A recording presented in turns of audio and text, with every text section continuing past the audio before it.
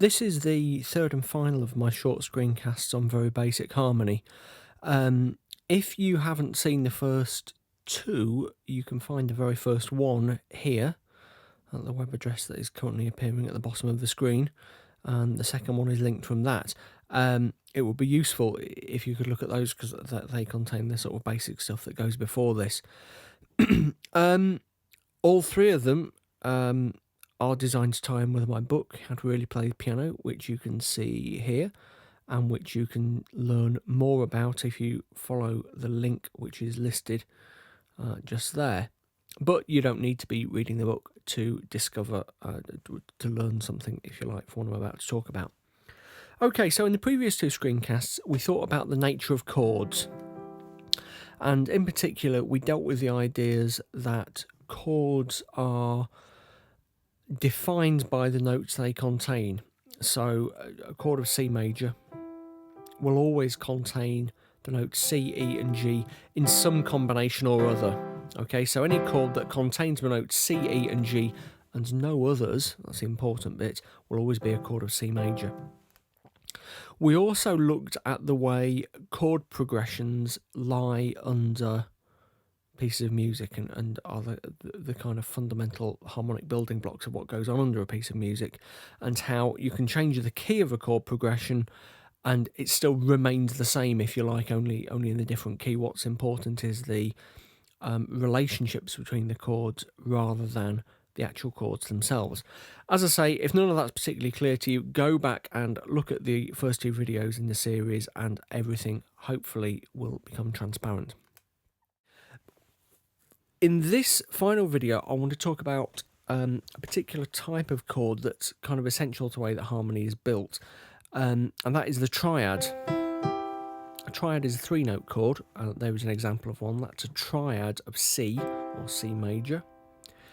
As you can see, it contains three notes. The clue is in my name, triad. And a triad in its most basic form, which is the root position we can see here, consists of a root note, which has the same name as the chord. So the root note of a triad of C major is C. It has a third, which is the note 4 semitones above the root if it's major, or 3 semitones above if it's minor. Then it has a perfect fifth, which is the note 1, 2, 3, 4, 5, 6, 7 semitones above the root. Okay, so first, third, fifth is the triad. It might be a major third in the middle, or it might be a minor third in the middle. Okay, so you can form a major or minor triad starting on any note. So if we started on B flat, that would be a triad of B flat major. That chord is a triad of B flat minor. E, triad of E major, triad of E minor. Triads are important because they help us work out what are the essential chords in any key. As I said in the previous videos, if you're watching these, I'm kind of assuming that you have a basic understanding of what a key is. But if we think about, say, the key of C major, that's the scale of C major, obviously, we can work out what the main chords of C major are, I should say, using triads. Now, by the main chords, I mean the chords that are most likely to crop up in songs which are in the key of C major, okay? So, the way we do that is by building a triad on every note of the scale, like this. That's the first one, C, D minor, E minor, F, G, A minor, B diminished, a bit more complicated, no need to worry too much about that, and back to C. Okay, so we use the triads using the notes that are in the scale to form the triads and no others. We can work out what the most important chords are. Now, a song that's in the key of C might have chords in it that aren't natural to the key, but they will be relatively unusual. So you might have a chord of B flat in a song that's in C major, but it's much more likely that you'll come across one of those chords. Okay, if you are a music reader, here is that run of chords written out, as you can see: C, D minor, E minor, F, G, A minor, B diminished, C. Okay, that principle isn't desperately important for playing piano on a day-to-day basis, but it helps you understand the way we work out what the most important chords of any key are. And that's useful because you know, for example, if you're playing in C, you're likely to come across chords like the ones we've just been talking about. Another thing about triads is that they're a useful way of explaining inversions. The term inversion refers to the way an individual chord is played, or one of the ways in which it's played. So if that's our triad of C major, we can say that that is C major in a root position, because the root is the lowest note. That is also a triad of C major, but it's in its first inversion.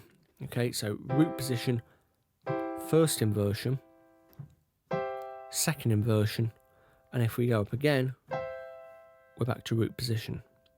Okay, same goes for any chords. All chords have their inversions. More complex chords have more inversions. So if you have a 4-note chord, like C7, it has a root position, first inversion, second inversion, third inversion, and back to root. Okay, inversions are different from voicings. An inversion simply refers to the order in which a very basic chord's notes are played.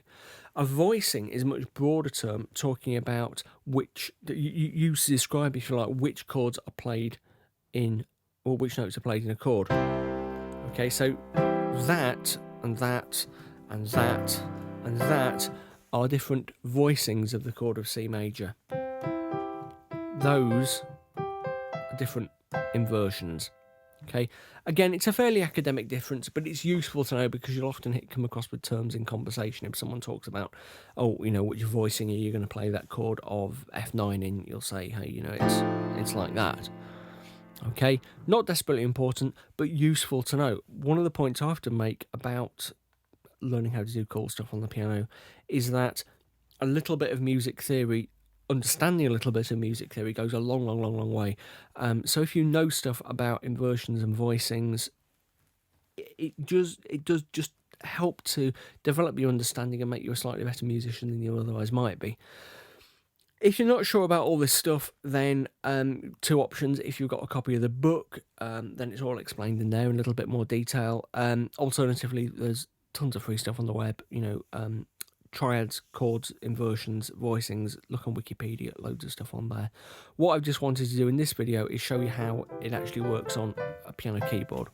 Okay, if you have any questions, you can put them in one of two places. You can either put them on Jamcast on the page where this video appears. Here is the address. Or if you're watching straight on YouTube, just whack them in the comment thread on the YouTube page. Either way, I will see them and I will come back to you and try and help you out.